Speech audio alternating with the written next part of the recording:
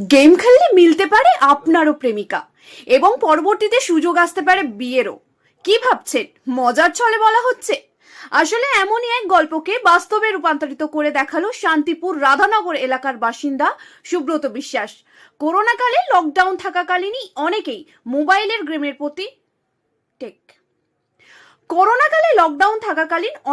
মোবাইলের গেমের প্রতি আসক্ত হয়ে গিয়েছিলেন।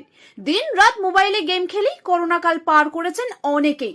তবে এই মোবাইল গেমের লাভ ক্ষতির অঙ্ক হিসেব করে দেখা গেলে বেশিরভাগ মানুষের ক্ষতির পরিমাণ বেশি হলেও সুব্রত বিশ্বাসের আখেরে লাভই হয়েছে। যোগাযোগটা হয়েছে ফ্রি ফায়ারের মাধ্যমে। মানে ফ্রি ফায়ার গেম যেটা? আচ্ছা, ফ্রি ফায়ার গেম। হ্যাঁ, তো সেটা কবে থেকে খেলতে শুরু? সেটা লকডাউন যখন ফার্স্ট শুরু হয় তার কিছুদিন পরের থেকে। কি কারণে মানে হলো?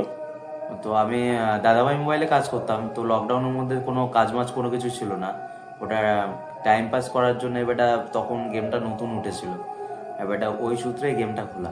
আচ্ছা, এবারটা খুলে এরকম ফ্রি ফায়ার খেলতাম। তো আমার গেমের মধ্যে খেলতে খেলতে র্যান্ডমলি কজন খেলতে?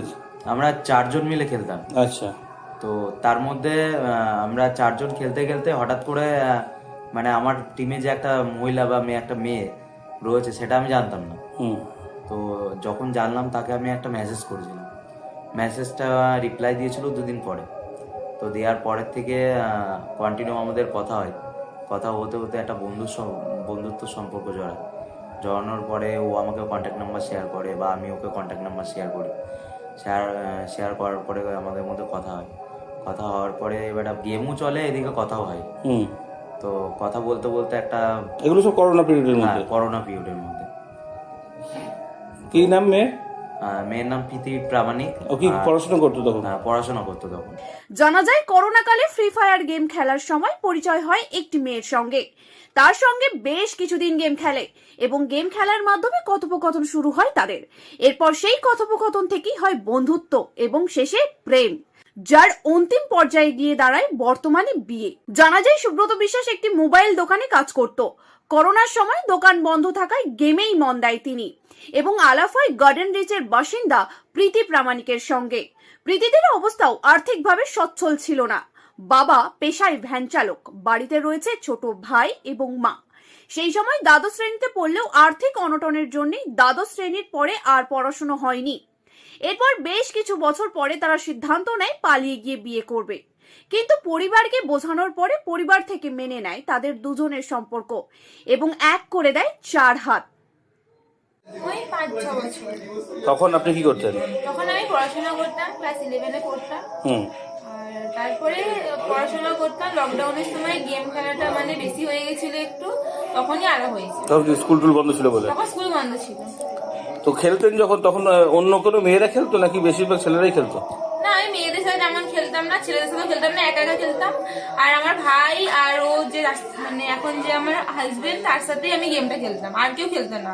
আচ্ছা, তো এখন কি তার জন্য গেম বন্ধ না খোলা রয়েছে? এখন গেমটা এখন বন্ধ করে দিয়েছি, কারণ ঘরেরও কাজ কাজ করতে হয় আর ওরও সময় হয় না, ওর জন্য গেম খেলা বন্ধ। তার মানে ওর সঙ্গে খেলতে?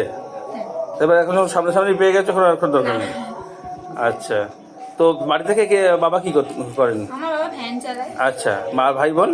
ভাই আছে, ভাই স্কুলে পড়ে। তো পড়াশোনা করলেন না কেন শেষে গিয়ে? পড়াশোনার ইচ্ছা হতো না, তার কারণে মানে উচ্চ মাধ্যমিক পাস করলেন? তো উচ্চ মাধ্যমিক দিয়েছি, তারপরে পড়াশোনাটা আর করিনি অত। ঠিক আছে, আর বাড়ির অবস্থাটা খুব খারাপ ছিল, ওর জন্য পড়াশোনাটা করা হয়নি। কোথায় বাড়ি আপনাদের? আমার বাড়ি মহাকালী, কাঞ্চনতলা, কলকাতা, 18। সুব্রত এবং প্রীতি জানাচ্ছে বর্তমানে সংসার এবং কর্মব্যস্ততার চাপে আর গেম খেলা হয় না। তবে গেমের যেমন ভালো দিক রয়েছে তেমন মন্দ দিকও রয়েছে। বিশেষ করে তারা বাচ্চাদের বেশি সময় ধরে মোবাইল গেমের প্রতি আসক্ত হতে বারণ করলেন এবং